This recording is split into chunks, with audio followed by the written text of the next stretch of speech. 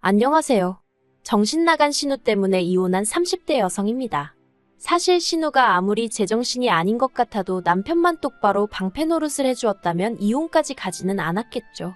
하지만 남편이 재구실을 못하니 시쳇말로 피보는 건 저더라고요. 그래서 이혼하게 되었네요. 남편하고는 지인의 소개로 만났는데 깔끔하고 단정한 첫인상이 마음에 들었어요. 그리고 첫 만남임에도 불구하고 대화거리라던가 갈만한 장소들을 여러 가지 변수를 고려해 짜온 것이 인상적이었죠. 제가 구두를 신고 올지 운동화를 신고 올지 몰라서 각각 코스를 짜왔다는데 뭔가 저를 되게 위해주는 느낌이라 좀 감동적이기도 하고 고맙기도 했고요. 아무튼 그렇게 첫 만남부터 좋은 인상을 받았기에 애프터가 들어왔을 때도 거절하지 않았고 이후로 몇 번의 만남을 더 갖다가 진지하게 연애를 시작했어요. 그리고 연애한 지 2년 만에 남편에게 프로포즈를 받고 정식으로 부부의 연을 맺었습니다. 남편은 일남일녀 중 차남이지만 위로 있는 신우하고는 나이 차이가 꽤 나요. 듣기로는 어머님 아버님은 신우 하나만 낳아서 잘 기르자였고 그래서 아버님이 묶는 수술이라고 하죠. 그 수술까지 받으셨는데 10년 만에 어머님이 임신을 하셨다나요. 그리고 어쨌든 계획에는 없었지만 그렇다고 생긴 아이를 어떻게 지우냐 하여 결국 어머님 나이 40에 출산을 하게 되셨는데 그게 바로 저희 남편이었습니다. 그래서 그런가 신우가 남편을 어지간히 애다루듯 했고 남편보다 어린 저에게는 어휴 말해 뭐하겠어요. 매사 정말이지 사사건건 간섭하고 참견하고 환장하겠더라고요. 처음에 결혼 이야기가 오가던 당시 시댁에서 집을 해주겠다고 하대요. 그리고 이 약속을 믿은 저희 친정에서는 본격적으로 결혼 준비를 해나가는 과정에서 제법 큰 금액의 현찰 예단을 건넸는데 이후로 황당한 이야기를 듣게 되었어요. 어머님 아버님이 집을 해주신다는 게 현찰로 1억을 해주시고 나머지는 대출을 받아주신다는 얘기였단걸요. 그리고 그 대출은 당연히 저희가 갚는 거였고요. 글쎄 뭐랄까. 의도적으로 저를 속이신 건 아니라고 믿고 싶지만 어쨌든 저로서는 제 어리석음과 순진함을 탓하면서도 한편으론 야속한 마음이 들더라고요. 물론 그래도 여전히 남편이 저보다 많이 해왔고 그렇기에 이러쿵저러쿵 한마디도 입 밖으로 꺼내진 않았습니다. 그런데 이 과정에 있어서 정작 시부모님은 나름대로 민망해하시는 기색이 있었는데 신우가 그렇게 야단인 거예요. 어디 나가서 물어봐라. 자기 부모님 그러니까 시부모님 마냥 떡하니 현찰 1억을 내주는 시댁이 흔치 않다. 넌 참 복받은 거다. 막말로 자기가 돈 1,000원 보태주는 것도 아니면서 왜 자기가 공치사를 하는지 참으로 황당하기도 하고 우습기도 하고. 그리고 사실 이런 일에만 신우가 나대는 게 아니었어요. 제 외모라던가 지극히 사적인 부분에서도 자기가 좌지우지하려는 성향이 강했거든요. 신혼집이라고 해도 전세긴 했지만 어쨌든 집들이는 해야 한다는 신우의 성화에 못 이겨 결국 결혼하고 2달 만에 집들이를 하게 되었습니다. 신우는 이때도 자기는 집들이 때 일가 친척들을 다 불러야 했는데 저는 시부모님과 자기 식구만 초대를 하니 얼마나 좋냐며 복 터졌단 소리를 해대고 난리였어요. 하지만 솔직히 암만 옆에서 너 참 복받았다고 말한들 저는 그런 생각이 안 들었거든요. 에휴, 아무튼 매번 신우는 넌 참 복받았다 운도 좋다 요새 이런 시댁이 어딨냐? 아주 그 소리를 입에 달고 살더라니까요. 게다가 집들이 당일엔 이런 일도 있었어요. 시부모님과 함께 도착한 신우가 대뜸 다른 것도 아니고 제 머리를 지적하기 시작했습니다. 결혼까지 한 여자가 아직도 머리를 안 잘랐냐며 저더러 너는 이제 아줌마니까 머리 치렁치렁하게 하고 다니지 말고 귀 밑으로 깔끔하게 자르라면서 사람이 게을러 보이네 어쩌네. 그런데 제가 실은 고등학교를 졸업한 이후로는 늘 머리를 길러서 몇 년에 한 번씩 소아암 센터에 기부를 하고 있었거든요. 그래서 신우가 자르란다고 내내 자를게요 할 상황이 아니었지요. 신우 성격에 내 자를게요 해놓고 안 자르면 그걸로 또 잔소리를 어지간히 해댈 게 뻔하기도 했고요. 하지만 그렇다고 제 입으로 기부를 하려고 기르는 중이에요 하려니 뭔가 낯뜨겁고 그래서 적당히 웃으며 앞으론 깔끔하게 틀어올릴게요 했더니 대뜸 너 내 말 무시하냐면서 보는 사람 더우니까 자르라고 하며 소리를 지르는 게 아니겠어요? 순간 벙찌고 그제서야 심해부가 신우더러 갑자기 왜 그러냐며 저한테 미안하단 식으로 눈치를 하는데 가만히 있다 뺨 맞는 기분이 이런 건가 싶더라니까요. 그리고 저는 솔직히 남편이 나서서 신우한테 말 한마디라도 단호하게 해주길 바랬거든요. 그런데 기껏 남편은 한다는 말이 저더러 다음에는 모자라도 쓰고 있으랍니다. 굳이 싫은 소리 들을 필요는 없지 않냐면서요. 그리고 더 어이가 없었던 건 그렇게 평소에 저한테 경우를 따지고 도리를 따지는 신우가 정작 지 자식 교육은 개판을 쳐놨다는 거예요. 도대체 집구석에서 가정교육을 어떻게 시킨 건지 애들 상대로 이렇게 표현하기도 뭐하지만 예의범절이라곤 하나도 모르고 지들 뜻대로 안 되면 발악을 해대기 일쑤였으니까요.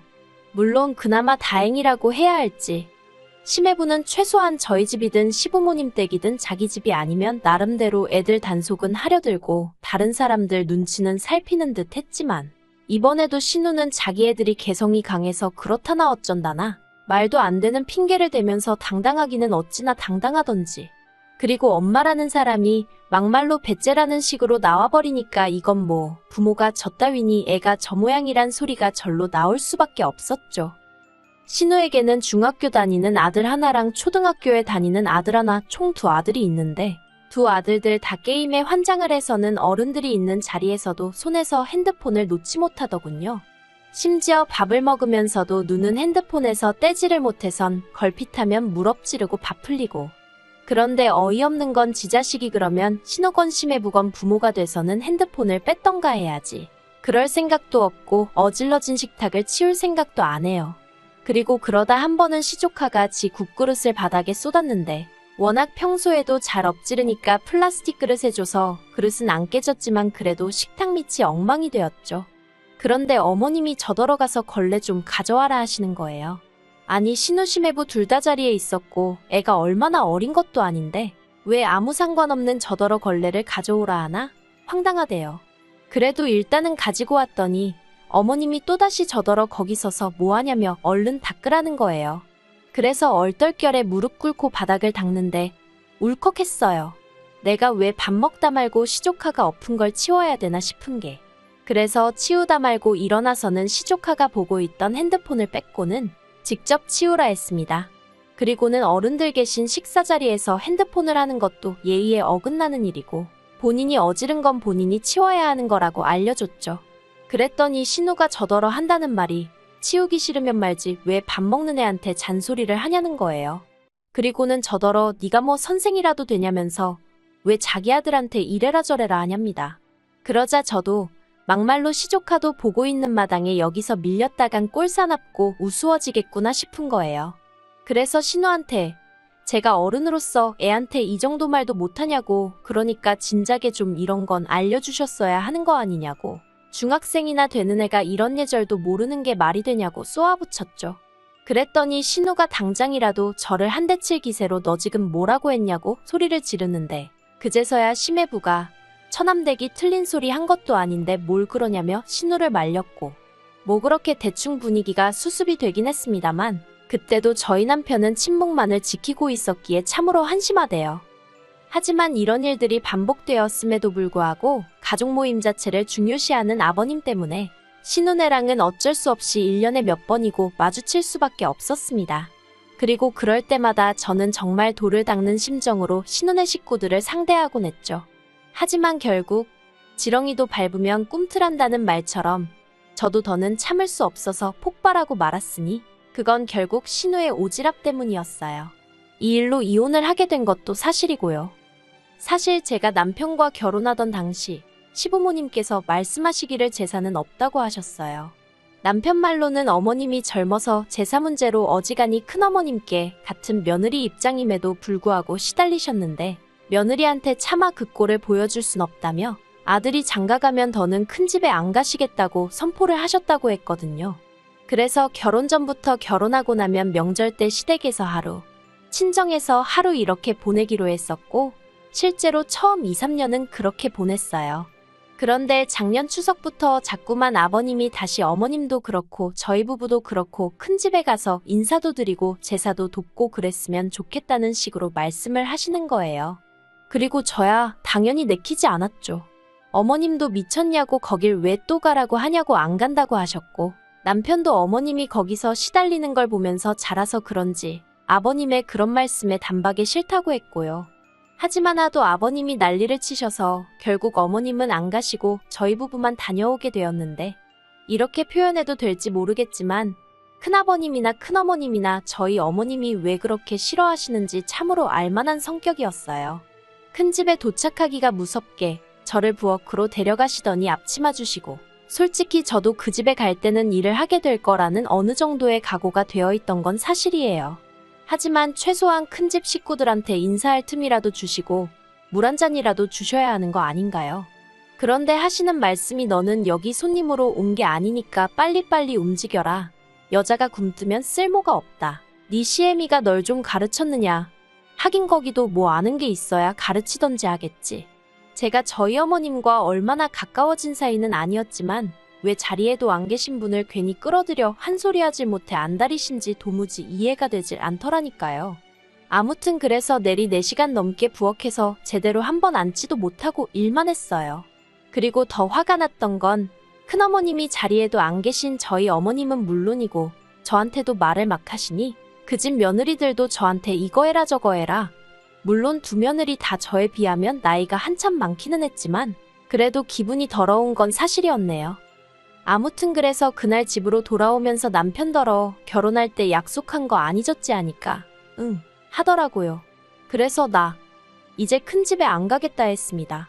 연휴 끝물에나 친정에 가게 되는 것도 싫고 시댁 가서 신우한테 시달리면 됐지 큰 집까지 가서 하녀 노릇도 해야 하냐고 그렇게는 못한다고 결혼 전에 약속한 대로 하자고 했죠. 그랬더니 남편도 더는 가타부타 말은 안 하고 알겠다고 하대요. 그리고 실제로 지난 설에는 큰 집에 가라는 아버님의 말씀에 싫다하고 친정에 갔어요. 참고로 친정은 거리상 멀기도 멀어서 1년에 시댁에 10번 간다 치면 친정엔 명절을 포함해 2~3번 가는 게 전부였습니다. 아무튼 저희가 큰 집에 안 갔더니 아버님은 큰 집에 당신 체면이 안 선다고 죽어도 가기 싫다고 눈물까지 보이시는 어머님을 저희를 대신하여 기어이 끌고 가셨던 모양입니다. 그리고 그렇게 가신 어머님은 큰어머님의 며느리들하고 같이 제사 준비를 하셨다대요. 뿐만 아니라 그 와중에 큰어머님이 당신 아들들이 갈비를 좋아한다며 그걸 저희 어머님한테 하라고 시켜서 뜬금없이 갈비까지 사다가 재워놓고 오셨다는데, 그러니 결국 그 화가 전부 다 아버님한테 향하는 건 어찌 보면 당연한 일이었고 그래서 두 분이 이혼하네만의 소리까지 나왔었거든요. 그런데 지난 어머님 생신 때 가족 모임에서 만난 신우가 다가올 추석은 어떻게 할 거냐며 이런저런 얘기를 하다가 갑자기 지난 설날에 있었던 일이 특히나 저 때문이란 식으로 얘기를 하대요. 신우가 한다는 말이 제가 착한 남편을 꼬셔서 큰 집에 안 가고 친정에 가는 바람에 어머님이 큰 집에 가게 된 거 아니냐며 저희만 고분고분 큰 집에 갔다 왔으면 그럴 일이 있었겠냐고요. 어이가 없어서 신우더러 그렇게 어머님이 큰어머님한테 당하는 동안 도대체 아버님도 그렇고 자식들은 다 뭐하고 있었냐고 물었어요. 특히 신우더러 그렇게 어머님이 안타까우면 같이 가서 좀 도와주시지. 형님은 왜 큰 집에 안 가냐고 그랬죠.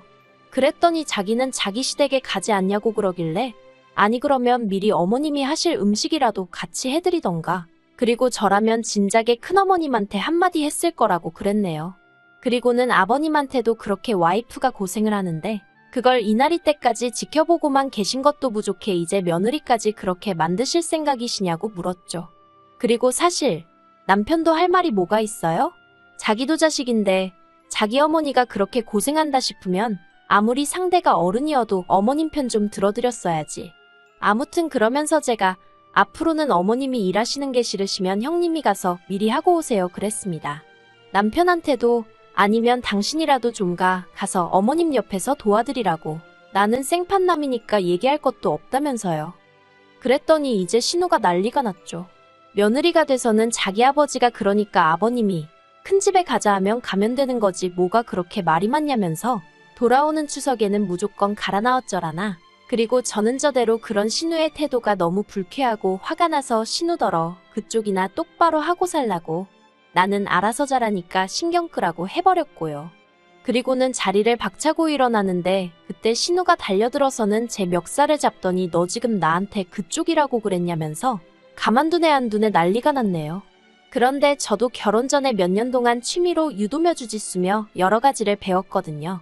그래서 저도 모르게 그만 제 멱살을 잡고 있던 신우를 비틀어 뒤로 넘겨뜨렸어요. 그랬더니 시부모님이 저더러 미쳤냐고 어디 신우를 잡아뜨리냐면서 순식간에 집안이 아수라장이 되었습니다. 아니, 신우가 제 멱살 잡을 땐 가만히 계시던 분들이 참 너무한다 싶대요. 그래서 그냥 엎어져서 울고 있는 신우랑 그 신우 달래면서 저한테 욕을 해대는 시부모님들을 뒤로하고 먼저 시댁 현관문을 나섰습니다. 그랬더니 제 뒤통수에다 대고 아버님께서 너 같은 며느리 다시는 꼴도 보기 싫다면서 2번 다시 이 집 구석에 오지 말라더군요. 그래서 내내 올해도 안 와요 하고 나왔죠. 혼자 운전하면서 집에 오는데 뭔가 후련하면서도 눈물이 났어요. 이유가 뭘까 생각을 해보니 또 아무 액션도 취하지 않고 어정쩡하게 서서 저만 바라보고 있던 남편 때문이란 걸 깨닫게 되었죠.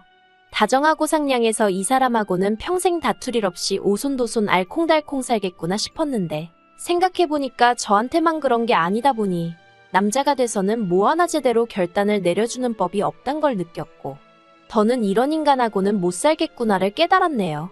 그래서 결국 남편더러 이혼하자 했고 이번에도 남편은 아무것도 하지 않았어요. 그저 미안하다 알겠다 그 말만 할 뿐이었죠. 그런데 황당하게도 이혼 서류 접수하고 그 이야기가 신우 귀에도 들어갔는지 신우에게 연락이 왔습니다. 그리고 신우가 한다는 말이 제가 자기에게 한 모든 걸 용서할 테니 자기는 저에게 바라는 게 없다며 그저 어머님 아버님에게 상냥한 며느리가 되어줬으면 한다고. 그러니 이혼은 하지 말고 내 동생이랑 잘 살아봐. 솔직히 올케한테 내 동생 정도면 분에 넘치고 올케 진짜 복 받은 거라니까 라는 헛소리를 또 하대요. 미친, 복 같은 소리 한다고 제대로 똥 밟은 기분이라고 했습니다. 세상에 똥 밟고도 복 받았다 하는 정신 나간 엑스도 있느냐고 한마디 하곤 더는 전화하지 말라 했어요. 어휴, 이제 내일이면 저는 완전히 자유예요. 아싸.